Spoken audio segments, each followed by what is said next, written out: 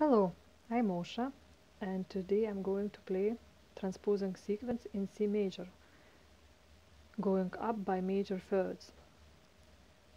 Keys will be C major, E major, A flat major, and C major.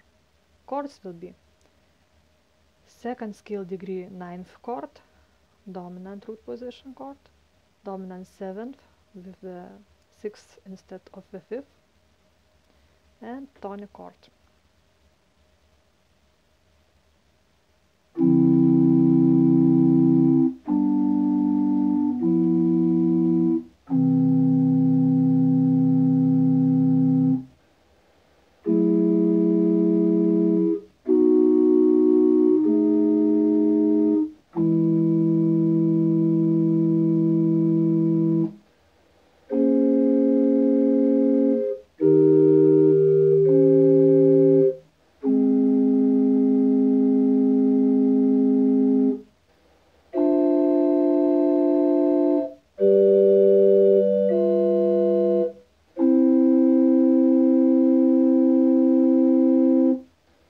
Thank you and good luck!